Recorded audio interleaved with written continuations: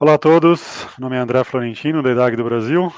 Continuando aí com a programação on demand, vamos falar agora sobre Waterfall versus Agile e a relação com os stakeholders. Não esquece de olhar a programação lá, tem um capítulo inicial em relação à introdução, depois temos exemplos práticos aí na Alemanha e no Brasil, e esse aqui é a conclusão. Legal, Waterfall versus Agile, a pergunta de 10 milhões de dólares, né? Qual a melhor metodologia de gerenciamento de projetos?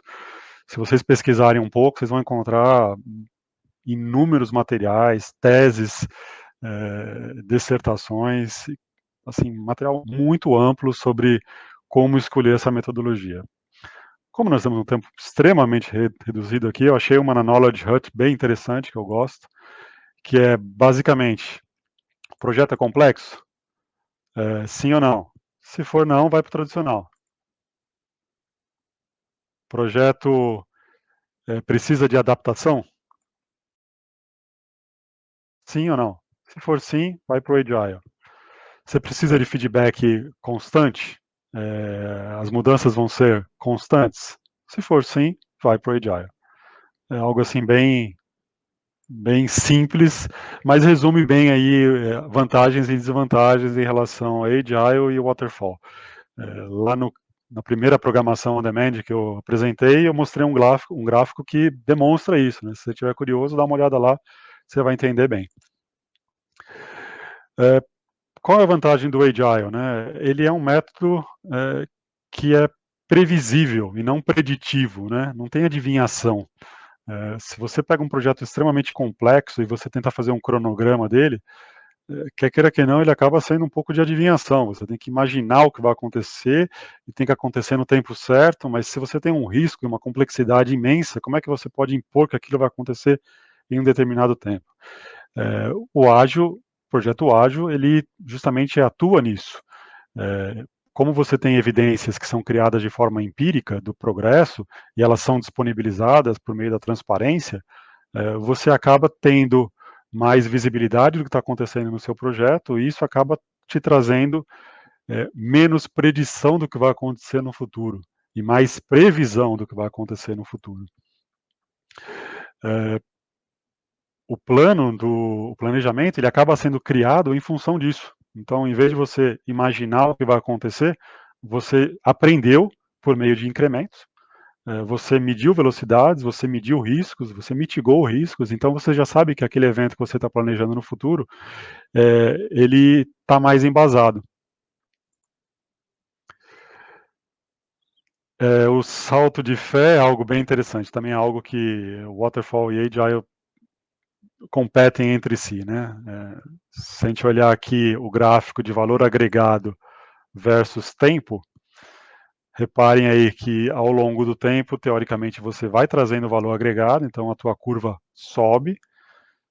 O que você vai apresentar para os stakeholders teve um esforço muito grande, ou seja, tem valor agregado, em teoria, só que lembra do que eu comentei, né? Se você não teve interação com os stakeholders aqui, o que pode acontecer é, ok, eu segui o caminho certo, vamos embora, ou o que normalmente acontece é uma queda dessa maturidade, porque os stakeholders vão te dar um feedback aqui, e essa queda ela pode ser 1 degrau, 2 degraus, ela pode voltar para a estaca zero.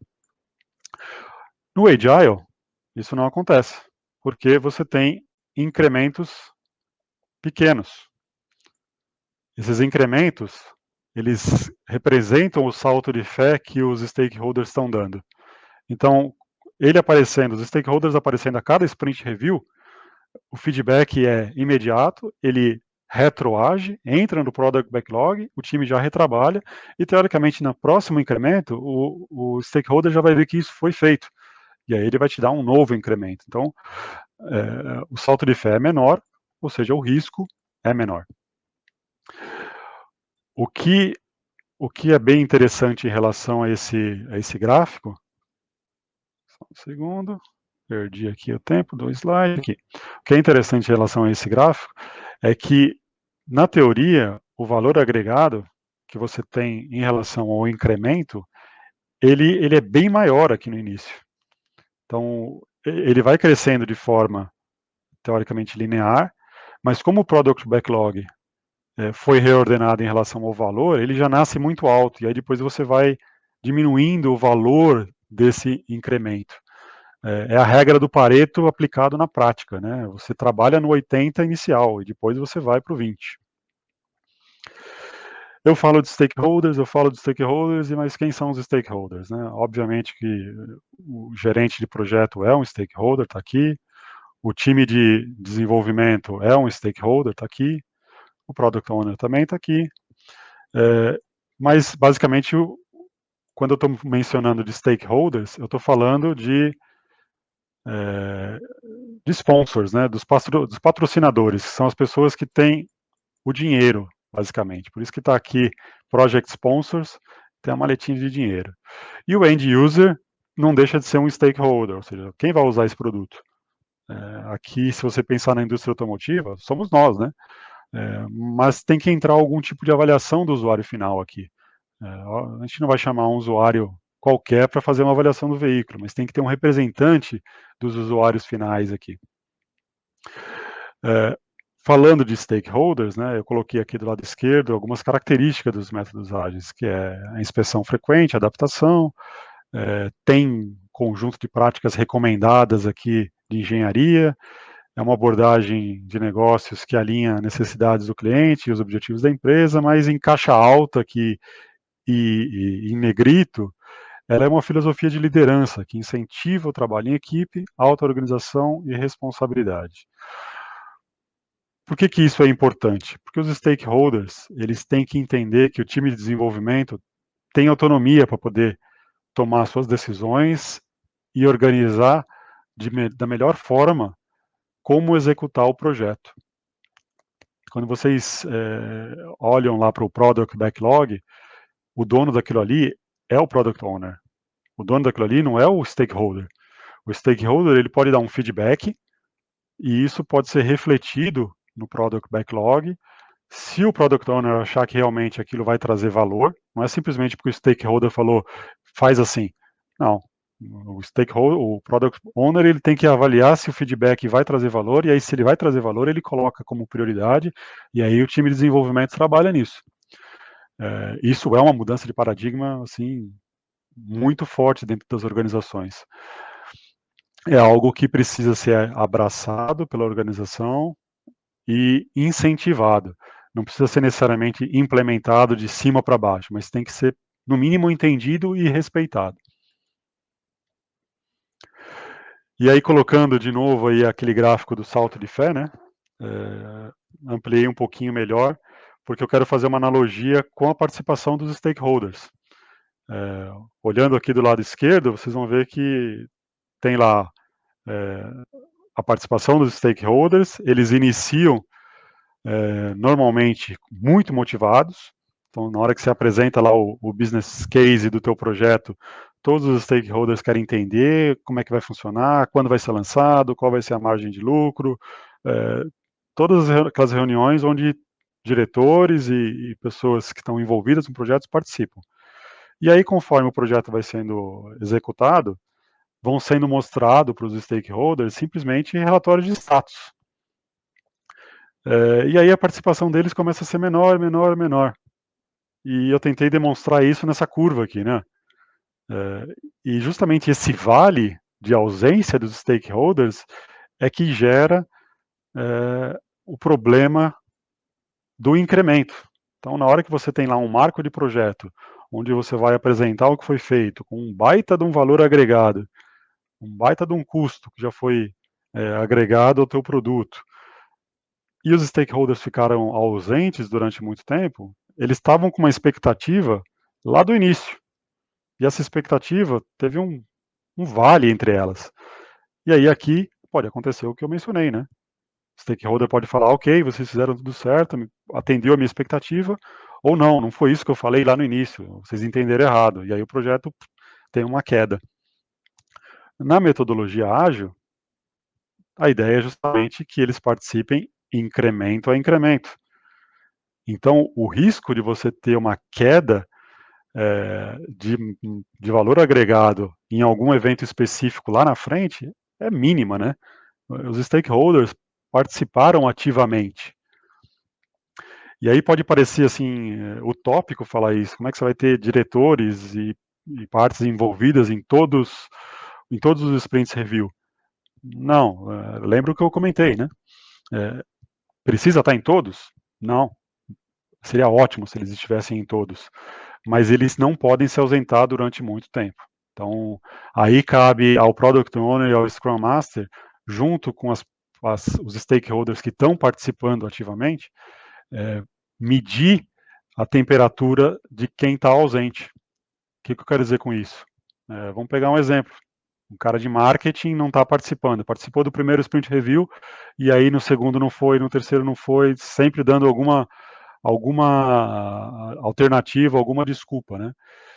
Se eu levar o pé da letra, na verdade isso é uma culpa do Scrum Master, que não tá sabendo trazer valor para a reunião de sprint review. Inclusive isso tem que ser abordado talvez numa retrospectiva, né? Por que o cara de marketing não está participando? Algo não está sendo atrativo para ele não está achando a reunião interessante. E ela deveria ser interessante. E aí tem que ser tomada uma ação para trazer esse stakeholder o quanto antes, para obter feedback dele constante e manter esse salto de fé dentro de uma margem de controle. E aí, para encerrar aí, o método ágil aí, que eu venho falando aí nas programação on demand, ela não implica, o método ágil não implica em fazer um projeto mais rápido e mais barato. Isso é algo que todo mundo repete, inclusive eu já li várias vezes, né? Scrum, a arte de fazer 2 vezes mais rápido com metade da verba. Olha, eu duvido qualquer um que conseguiu fazer isso. Isso é um mito que tem que ser quebrado, porque você não necessariamente obtém esse tipo de resultado. O que eu acho que é assim perfeito em relação ao Scrum é o fazer a coisa certa na hora certa, e não simplesmente fazer algo que foi definido num cronograma porque faz parte de um processo definido dentro da minha fábrica ou dentro da minha empresa e eu tenho que seguir isso, que senão eu vou ser questionado e eu não vou atender o que eu preciso atender e por aí vai. Não, fazer o certo na hora certa, trazer valor para quem tem que ter valor naquele momento, diminuir riscos, diminuir impedimentos. É isso que a metodologia ágil tem como assim premissa principal.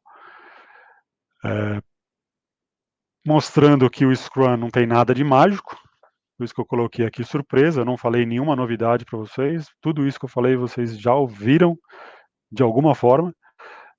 O que eu gosto de colocar aqui como uma frase de encerramento, vem aí da Scrum.org, é tornar os riscos visíveis, os desperdícios visíveis, para que o Product Owner, né, quem é o dono do produto, e as partes interessadas, nesse caso são os stakeholders, possam eliminá-los.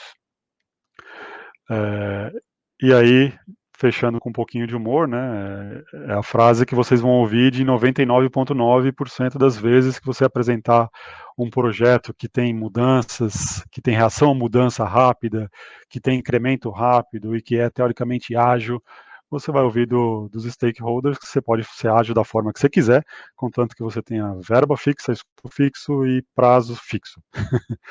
É assim, normal ouvir esse tipo de resposta, e o Scrum, ele vai se adequar a isso, né? A verba não vai mudar com o Scrum, o prazo não vai mudar com o Scrum, isso são dados de entrada que você vai ter que respeitar no Scrum. O que você vai evitar com o Scrum é justamente as indefinições, as deduções que são feitas para o futuro, você vai trazer isso para um valor mínimo por meio do salto de fé incremental, e aí você diminui o risco e aí teoricamente diminui o desperdício que você tem no seu projeto e teoricamente diminui também um pouco de custo. Eu prefiro, como eu disse, eu prefiro falar que fazer a coisa certa na hora certa. E aí se você tiver uma redução de custo, nada mais é do que uma consequência de fazer a coisa certa na hora certa. É isso, pessoal. Obrigado aí por assistir essa última parte do capítulo de Scrum.